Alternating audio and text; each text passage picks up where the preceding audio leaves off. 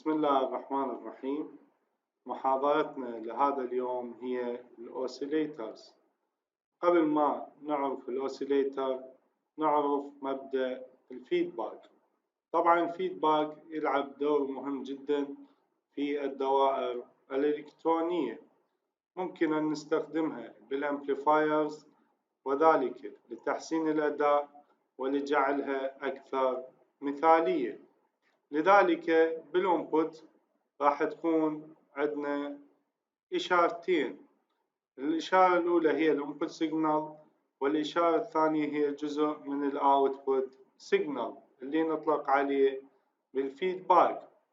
هاي الإشارتين ربما تكون بنفس الفيز أو مختلف عن الفيز، فإذا كانت هاي الإشارتين بنفس الفيز راح نطلق عليه positive feedback، وإذا كانت مختلفات بالفيز راح نطلق عليه negative feedback. طبعا البوزيتيف فيدباك راح يؤدينا إلى oscillation بالدائرة الإلكترونية، وهذا توليد الأوسيليشن يتم عبر frequency المرغوب، وهكذا الدائرة يطلق عليها بالأوسيليترز. على مود نعرف مبدأ البوزيتيف فيدباك نشوف هاي الدائرة.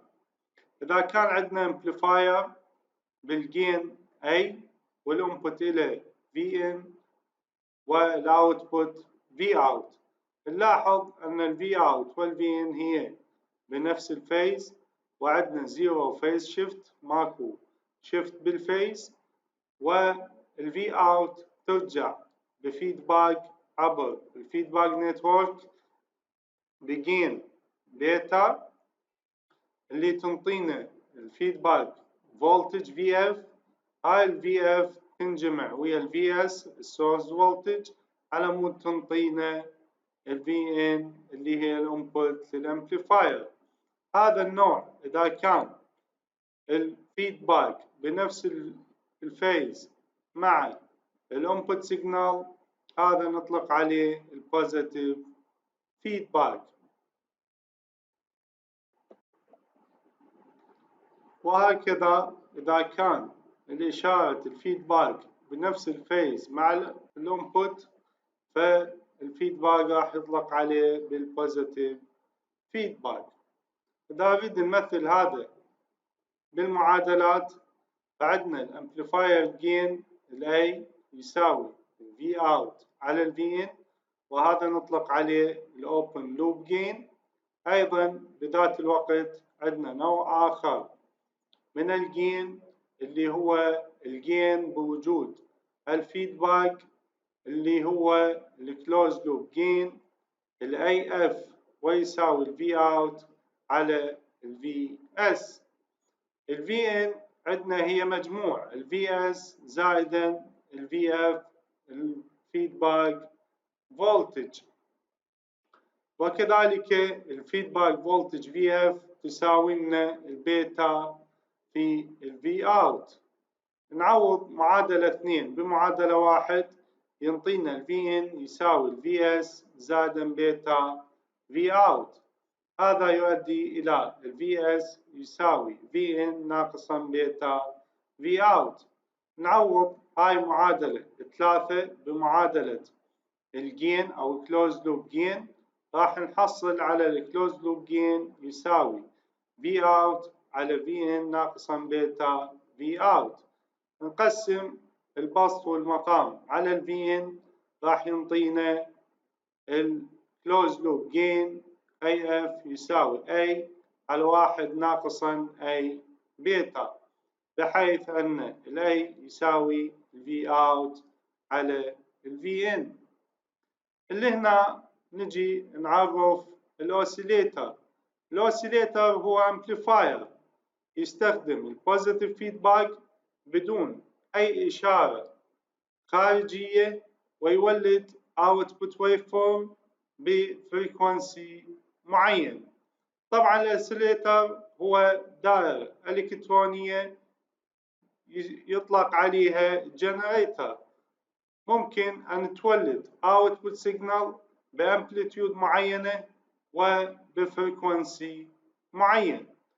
إذا نشوف الفرق بينها وبين الإلكتريكال جنريتر اللي هو يولد ساينسويدال فولتج بفريكونسي 50 هرتز، بينما الإلكترونيك أوسيليتر يولد فولتية بأي ويف فورم وبأي فريكونسي، بحيث أن هذا الأوسيليتر ممكن أن يولد إشارة بتردد عالي يصعد إلى الجيجا هرتز.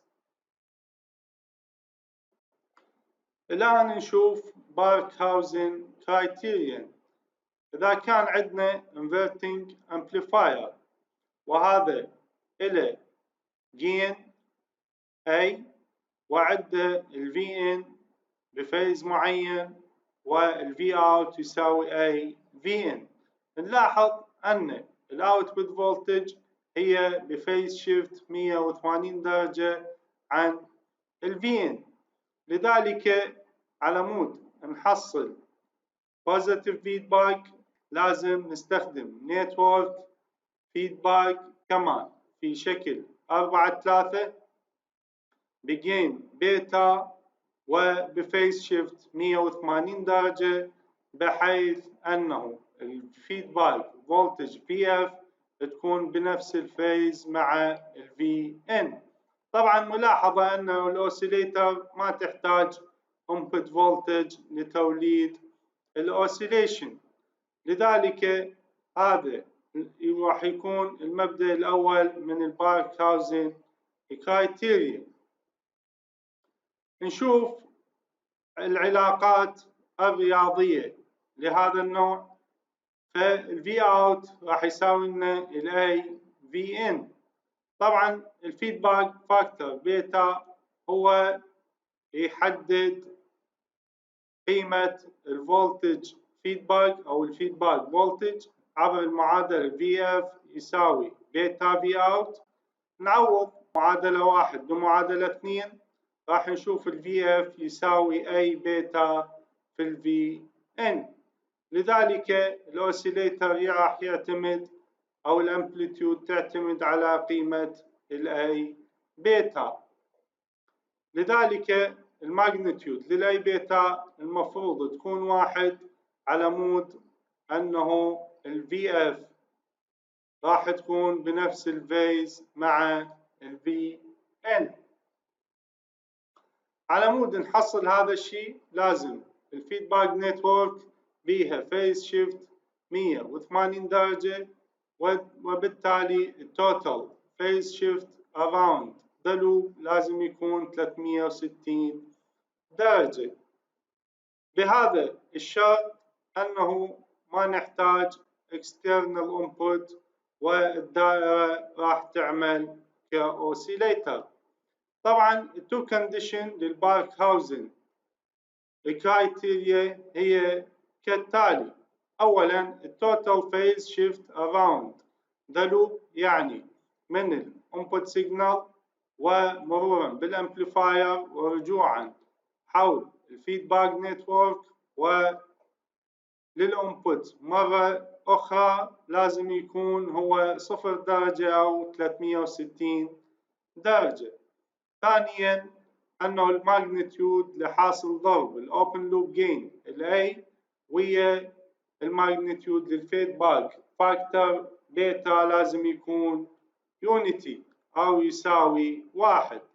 بصيغة أخرى أن الماجنتيود لل A بيتا يساوي 1. عند تحقق هذا الشرطين الدائرة راح تعمل كأوسيليتر وتعطينا sustained oscillation، أي oscillation ثابت بفريكونسي ثابت وامبليتيود ثابتة. طبعا بالحقيقة أنه هذه الدائرة والأوسيليتر ما تحتاج input signal على مود تبدأ الأوسيليشن. بشكل عملي الاي بيتا لازم تكون أكبر من 1 على مود نبدأ الأوسيليشن، وبعدين هذه الدائرة تعدل نفسها على مود تحصل أي بيتا يساوي 1. لهذا أو بهذا أخيرا راح نحصل sustained oscillation أو oscillation ثابت. خلينا نشوف تأثير الماجنتيود لحاصل ضرب الأوبن لوب جين في البيتا على الأوسيليشن. الحالة الأولى عندما تكون الماجنتيود للأي بيتا أكبر من 1.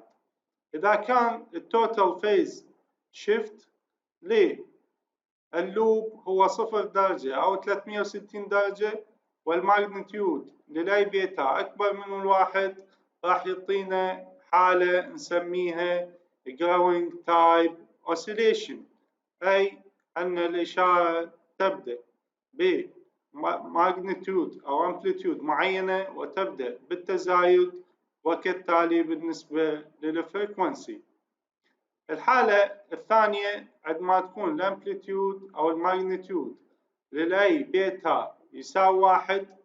في هذه الحالة إذا كان total phase shift لللوب هو 0 درجة أو 360 درجة والماجنتيود للأي بيتا يساوي 1 راح يعطينا oscillation بتردد ثابت وامبليتيود ثابتة.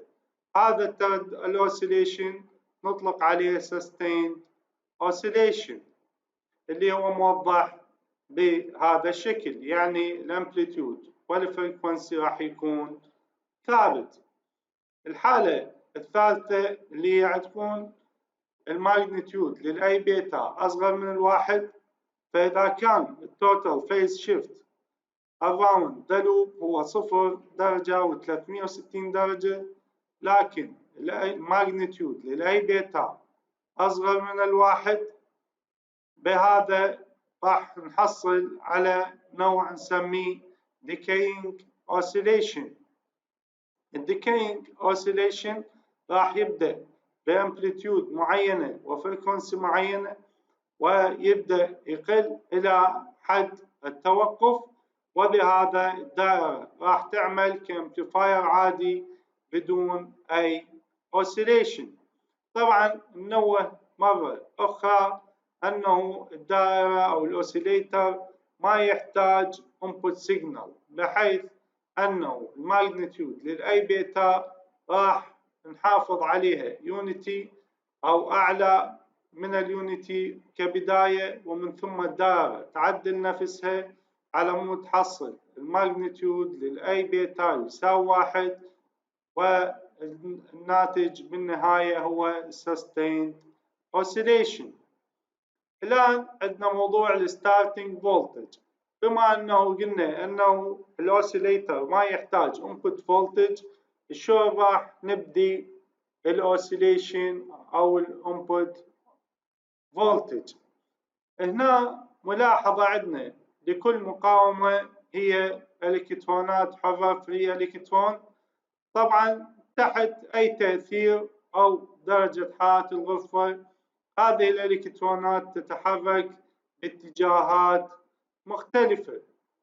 حركة هذه الإلكترونات توفر فولتية نطلق عليها نويز فولتج. هاي الفولتية تكون حول هذه المقاومة. نقدر نستخدم هاي الفولتية كفولتية ابتدائية ونسوي لها amplification ونستخدمها لبداية أو لابتداء عملية الأوسيليشن.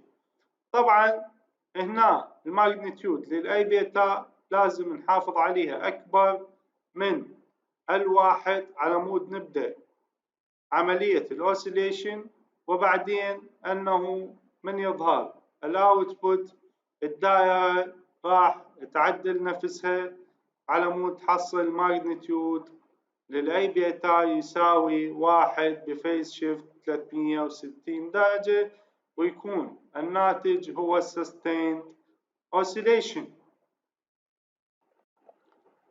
الآن نشوف classification of oscillators، تصنيف الأوسيليتر ممكن أن نصنفها بالاعتماد على الأوتبوت ويف فورم أو الكومبوننت المستخدمة أو الرينج فريكونسي المستخدم.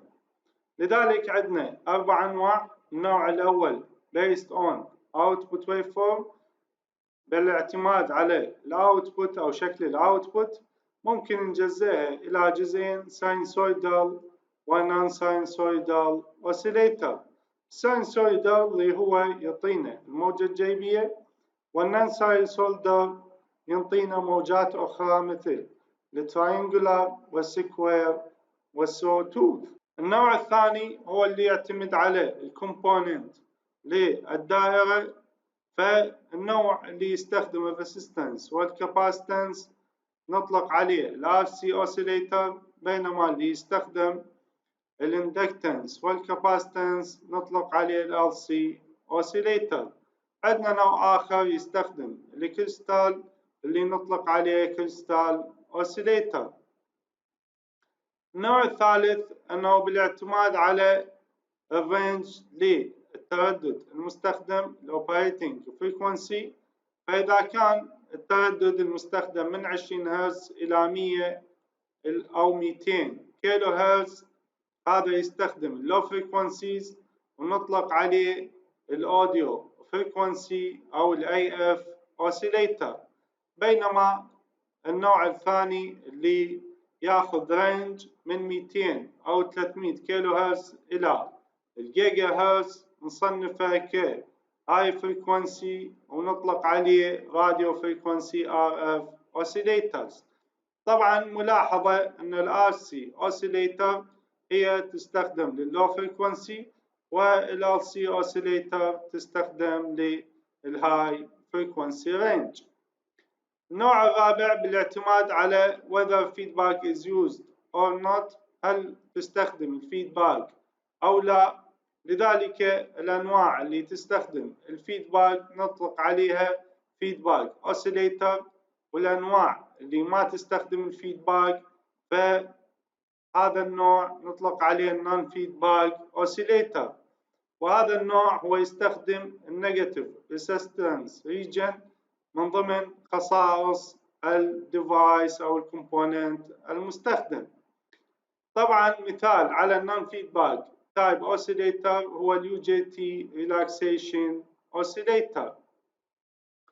لذلك نقدر نصنف أنواع الأوسيليتر إلى 3 أنواع رئيسية، هي ال RC oscillators ونشوف منها الوين بريدج والفيز شيفت، والنوع الثاني ال LC oscillators اللي نشوف منها الهارتلي والكولبيتس والكريستال، والنوع الثالث اليونيجكشن أو ريلاكسيشن oscillators. نشوف النوع الأول اللي هو ال RC oscillator، وراح ناخذ الوين بريدج اوسيليتر والشيفت اوسيليتر. الوين بريدج اوسيليتر غالبا ما يستخدم لتوليد ساينسويد بفريكونسي أقل من 1 ميجا هرتز. طبعا الوين بريدج اوسيليتر هو عبارة عن RC أوب أمب أو دائرة RC بكومبوننت قليلة وبصورة مناسبة أو سهلة ممكن أن نسويها تيونابل أو تيونينج، وهي سهلة الديزاين. شكل الوين بريدج اوسيليتر هو بشكل 10-42 اللي متكون من نيجاتيف فيدباك باث اللي هو الار اف، وعندنا ار جي مقاومة، وعندنا البوزيتيف فيدباك اللي هو يتكون من جزئين R1C1 و R2C2، بحيث ان النيجاتيف فيدباك باث يحدد لنا الجين لهذا الدائرة، والبوزيتيف فيدباك باث اللي هو يولد لنا الاوسيليشن. إذا نشوف الامبيدنس أو نحسب الامبيدنس للجزء الثاني، المقطع الأول والثاني من البوزيتيف فيدباك باث، الزد اس يعني زد سيريز اللي هي الار 1 والسي 1 بالتوالي، R1 زائد 1 على جي أوميجا سي 1 ويساوي R1 ناقصا J على أوميجا C1. ZP Z parallel الجزء الثاني من البوزيتيف فيدباك اللي هو التوازي، توازي R2 ويا C2 ويساوي R2 توازي بواحد على J أوميجا C2 ويساوي إن R2 على واحد زائد J أوميجا R2 C2. الفيدباك ريشيو أنه ال V2 على ال Vout بفولتج ديفايدر راح يصير ZP على ZS زائدا ZP. نعوض معادلة 10 8 و10 9 بمعادلة 10 10 راح يكون الناتج V2 على Vout يساوي R2 على R2 زائدا R1 ناقصا J على أوميجا C1 في واحد زائدا J أوميجا R2 C2 ويساوي لنا أوميجا R2 C1 على أوميجا في R2 C1 زائدا R1 C1 زائدا R2 C2 زائدا J أوميجا سكوير R1 C1 R2 C2 ناقصا واحد. على مود نحقق الشرط الثاني من البارك هاوزن كرايتيريا لازم ال V2 تكون بنفس الفيز ويا ال V out. هذا يتطلب من عندنا أنه معادلة 10 11 الناتج مالتها لازم يكون ريال. على مود يكون ريال لازم الايماجينري بارت مالتها يكون زيرو. فإذا ساوينا الجزء الايماجينري إلى زيرو راح نحصل على الأوسيليشن فريكونسي الأوميجا نوت.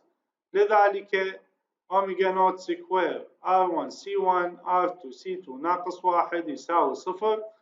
هذا يؤدي إلى الأوميجا نوت يساوي واحد على جذر R1 R2 C1 C2. في أغلب التطبيقات العملية ال R1 يساوي ال R2 ويساوي ال R وال C1 يساوي C2 ويساوي C. بهذا يكون أوميجا نوت يساوي واحد على RC ويساوي لنا 2 باي F نوت. هذا يؤدي إلى ال F نوت أو الأوسيليشن فريكونسي يساوي واحد على 2 باي RC. نعوض معادلة 10 13 و R1 يساوي R2 ويساوي R وال C1 يساوي C2 ويساوي C بمعادلة 10 11 راح نحصل على ال V2 على ال V نوت يساوي واحد على 3.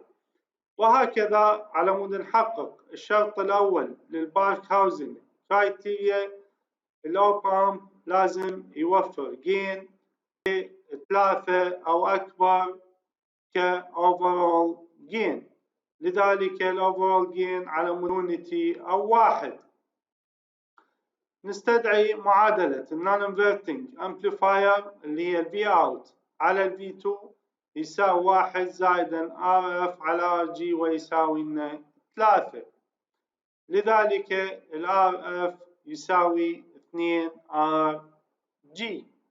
طبعا بما أنه هذا النوع من الأوب أمب يحتوي على ديلي لذلك الوين بريدج أوسيليتر راح يحدد للتطبيقات اللي تعمل بتردد تحت الواحد ميجا هرتز. عندنا مثال design a win bridge circuit to oscillate at 100 كيلو هرتز. صمم دائرة oscillator أو win bridge oscillator بتردد 100 كيلو هرتز. الحل نستخدم معادلة 10 14 اللي هي RC يساوي واحد على 2 باي F نوت ويساوي لنا واحد على 2 باي في 100 في 10 أس 3 هذا تردد الأوسيليشن ويساوي لنا 1.59 في 10 أس ناقص 6 هاي قيمة ال RC. الآن إذا حددنا ال R يساوي 10 كيلو أوم هذا راح يعطينا الكاباستر C يساوي 159 بيكو فاراد. على مود نحقق معادلة 10 16 واحد. لذلك الجين لازم يكون 3 أو ال RF على ال RG يساوي 2. فبهذه الحالة إذا خلينا ال RF هي 20 كيلو أوم، هذا يؤدي إلى ال RG يساوي 10 كيلو أوم. عندنا براكتس بروبلم ممكن أن تحاولون بها وتحلوها. النوع الثاني من ال RC Oscillator هو الفيز شيفت Oscillator اللي شكله بهذا الشكل اللي أمامكم، يحتوي على RN و RF وثلاث ستيجات من ال RC نتورك. كل ستيج من ال RC راح ينطيني فيز شيفت 60 درجة. لذلك مجموع الفيز شيفت للثلاث ستيجات راح يكون 180 درجة. لذلك الأوب أمب بحد ذاته يوفر شيفت 180 درجة، وهذا يقابل متطلبات الأوسيليشن. طبعا التردد للأوسيليشن للفيز شيفت الاف نوت يساوي 1 على 2 باي جذر 6 ار سي، والبيتا عندنا يساوي ناقص 1 على 29. إذا الكلوز لوب جين للأوب أمب لازم يكون أكبر أو يساوي ناقص 29. لذلك الأي أكبر أو يساوي ناقص 29 والأي بيتا يساوي 1. عندنا مثال for the circuit as shown in figure. هذا الفيجر determine the value of RF necessary for this circuit to operate as an oscillator. جد قيمة ال RF اللي تخلي هاي الدائرة تعمل كأوسيليتر. والمطلب الثاني determine the frequency of oscillation، جد تردد الأوسيليشن. طبعا هنا عندنا ال RN إما 50 كيلو أو 5 كيلو أوم، والسي هي 1 نانو فاراد، والآر هي 10 كيلو أوم. الحل أنه البيتا يساوي ناقص 1 على 29، وعندنا معادلة 1 ناقص أي بيتا يساوي 0، هذا يؤدي إلى الأي يساوي ناقص 29. وعندنا معادلة الجين الأي يساوي ناقص RF على RN ويساوي لنا ناقص 29. فإذا خلينا قيمة ال RN 5 كيلو أوم، ال RF راح تكون قيمتها 145 كيلو أوم. على مود نحمي ال RN من اللودينج نحدد قيمتها 50 كيلو أوم ونطلع قيمة ال RF من هاي المعادلة اللي أمامكم. المطلب الثاني frequency of oscillation F نوت يساوي 1 على 2 باي جذر 6 RC ويساوي تقريبا 6.5 كيلو هرتز.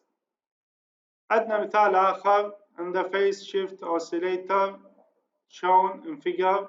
هذا اللي أمامكم R1 يساوي R2 ويساوي R3 ويساوي 1 ميجا أوم، و C1 يساوي C2 ويساوي C3 ويساوي 68 بيكو فاراد. At what frequency does the circuit oscillate؟ جد الأوسيليشن frequency. الحل أنه ال R يساوي R1 ويساوي R2 ويساوي R3 يساوي 1 ميجا أوم، وال C1 يساوي C1 ويساوي C2 ويساوي C3 ويساوي 68 بيكو فاراد. عندنا الفريكونسي of oscillation F نوت يساوي 1 على 2 باي RC جذر 6. نعوض قيمة ال R وقيمة ال C بهذه المعادلة يطلع عندنا الفريكونسي 954 هرتز. عندنا مثال a phase shift oscillator uses 5 picofarad capacitor. Find the value of R to produce a frequency of 800 كيلو هرتز.